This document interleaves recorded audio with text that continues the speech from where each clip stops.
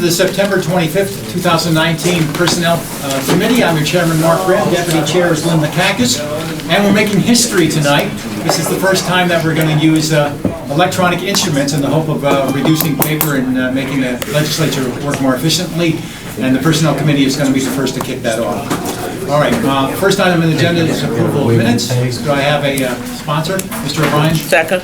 Ms. McKnight, second. All in favor? Aye. Opposed? Unanimous? First item on the agenda is requiring the Department of Human Resources to initiate a pay equity study. The sponsor's absent, so we move to table. Table. The second item is promoting a diverse workforce. Again, the sponsor's absent, we table again. All right. Third item, Resolution 356, rescinding a resolution regarding extending health insurance for retirees. Mr. Frank Moriello will speak to that. Welcome, Minority Leader. Your thoughts, please. Good evening, everyone. At our last meeting, we discussed Resolution 356, which was rescinding Resolution 217, and the committee tabled it at the time. And at our following, the meeting followed this in Audit and Finance. The chair of Audit and Finance suggested that we submit questions and which she would work with counsel to obtain answers for us. So we did submit questions, and we haven't received any answers. But this, I really probably should direct this to Audit and Finance, not Personnel, but I just wanted everybody in Personnel to understand that we were asked, if anyone wanted to ask questions, they could and submit their questions, and we did submit questions to Audit and Finance. We haven't received any replies yet. In fact, Mr. McLaughlin is here from the County Executive's Office, so if you'd like to give us an update as to where you are with responses to this memo at this point. Yeah, so we were made aware after speaking to Minority Caucus staff and through some RLA questions this month. So my understanding is that the answers to the memo are in progress. That's basically what I got for you. You think they may be available by the next meeting next month? We will endeavor to have them available for next month. Okay. And then also, again, the biggest issue we had with this is that there was no financial impact statement that was submitted when Resolution 217 was submitted and eventually passed. So, and that is also backed up by a memo that the county attorney sent with, he had other issues as well. He had some issues with the language of the resolution, and he also echoed that there was no financial impact statement that was submitted. Since that time, I have received two memos. One of them is dated 4/12, and it was to Mr. Canizero. It's from Jennifer Clement, and there's a lot of numbers on here, facts and figures, but it really doesn't answer the question as to how much is it going to cost. Where's the financial impact statement? Another memo we received is dated 6/27, also from Jennifer Clement, and until we just received this, this was never seen by me or any of our members. It was addressed to Mr. Canizero, to the Majority Council, to Mr. McLaughlin, Mr. Thalen, but the Minority Conference was excluded from this. I have no idea why. Mr. Canizero, your name is first on here. Maybe you can explain why. But again, a lot of numbers, but there's no real true financial data as to what this is going to cost us. So, again, I'm before this committee, and I'm saying that at this point in time, I think we're out there with this resolution that's passed. We really don't know what it's going to cost. We're hearing it could be upwards of over $2 million annually to the county. There's some issues with the language of the resolution, and my suggestion is that at this point we repeal it, and if the sponsor wants to, or the sponsors, just come back with that resolution again, clean up the language, provide us with a financial impact statement as is required by our rules, and we can vote on it at that time. Okay, Kevin, you want to speak? Sure.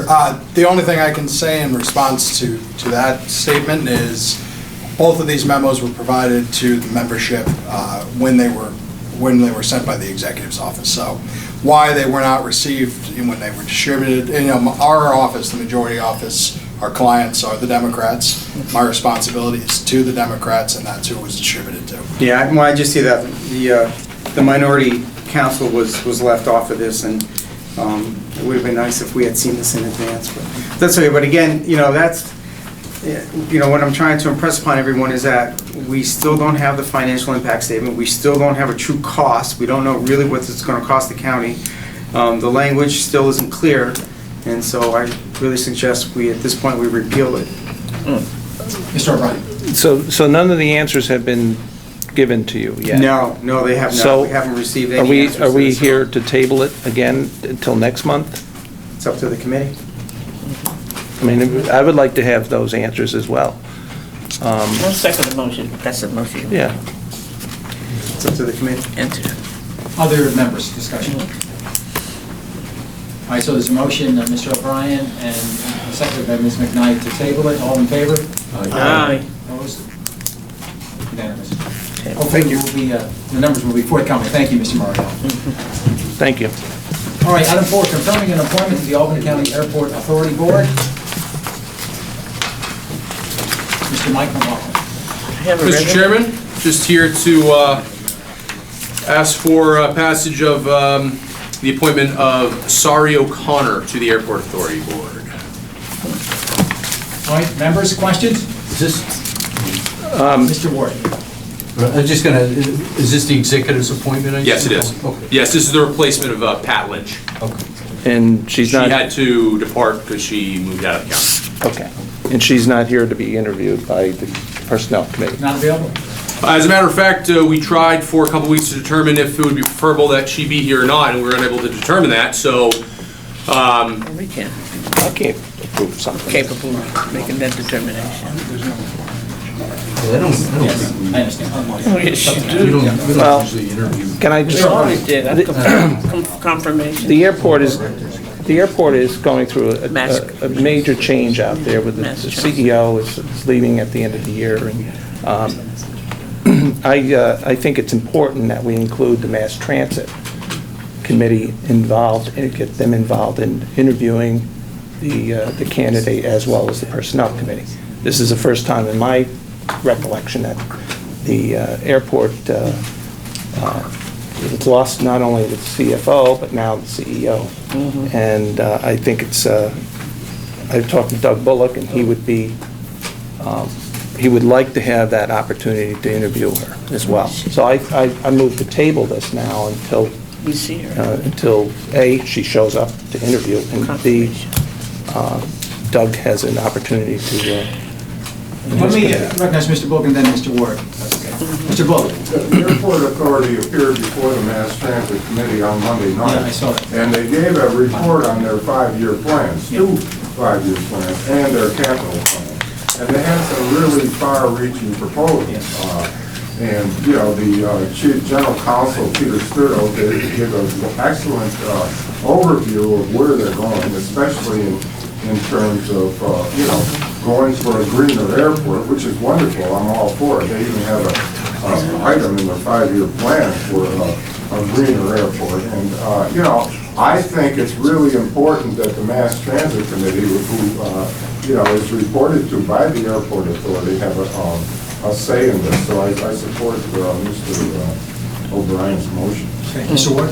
I was just gonna say, traditionally, even legislatively, the only one that can refer to Mass Transit would be the chairman of the legislature.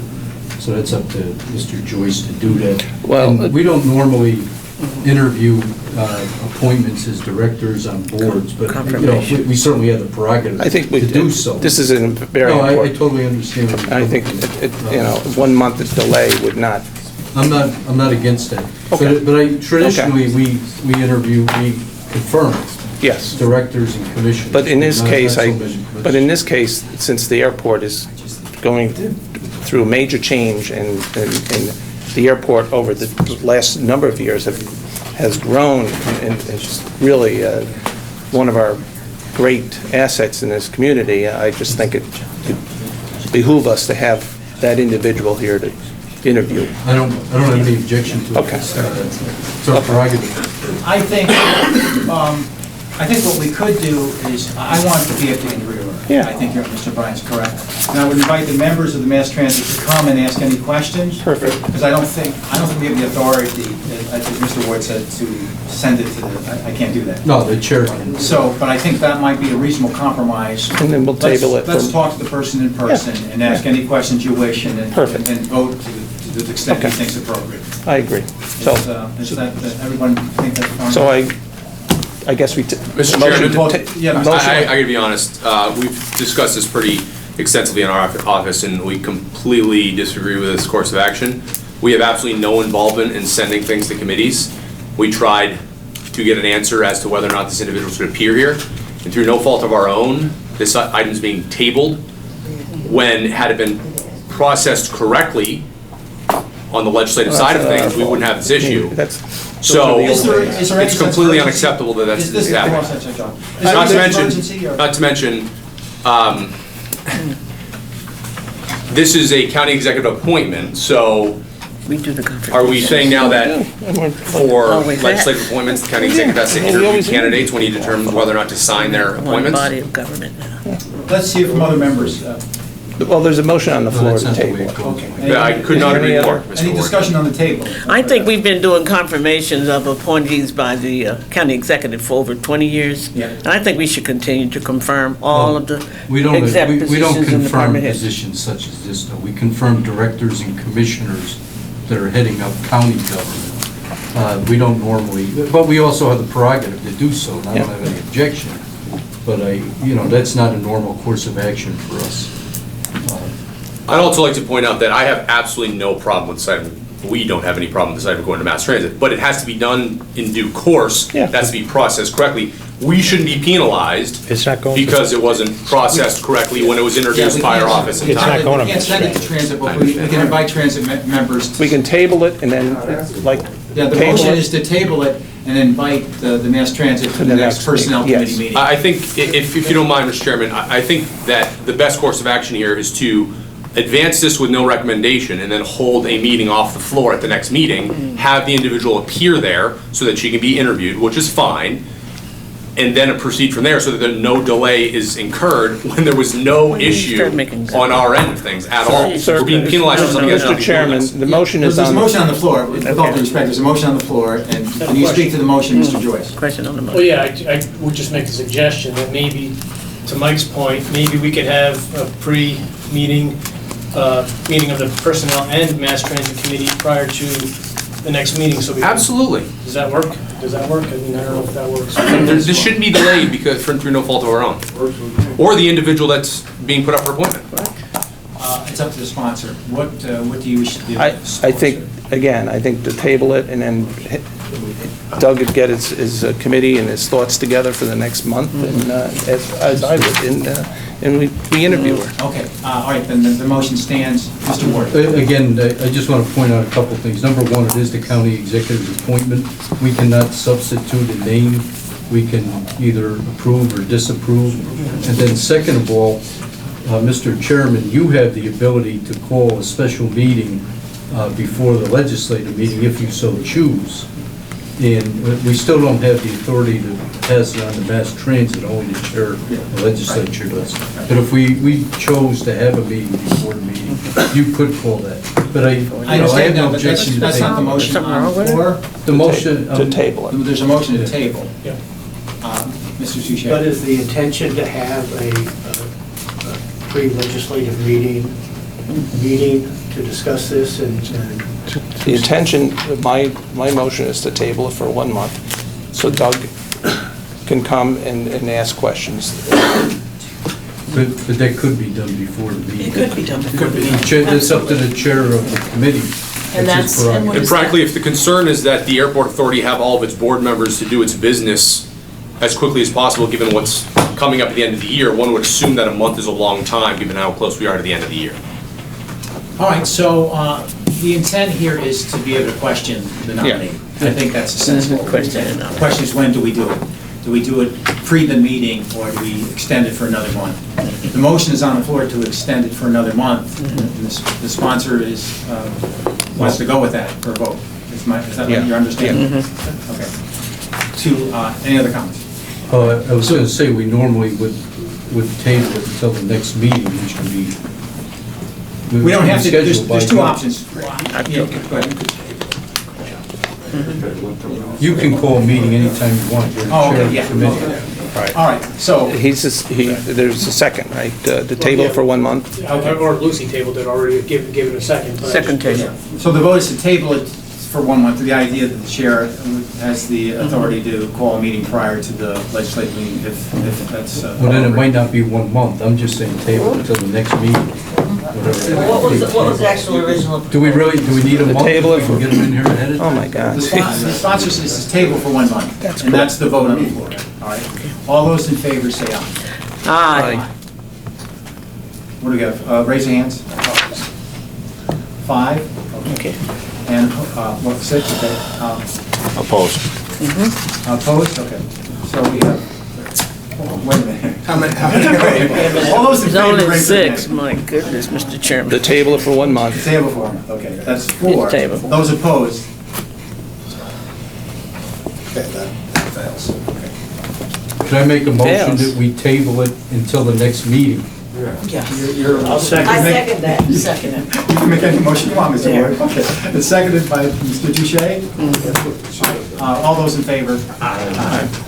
Mr. Chairman, do we have any assurance that the meeting's actually going to happen before? I realize I appreciate the change to the motion, but do we have an assurance that there's going to be a meeting before the next general body We meeting? only have an assurance that we... What is this lady, a that the queen? table- What is she? The motion's been voted on and approved. That gives her royalty. Well, since you're the sole individual that can call a meeting, do we have the assurance? I may, that's in fact what I may do, but I want to confer with my members before I do. All right, motion to adjourn.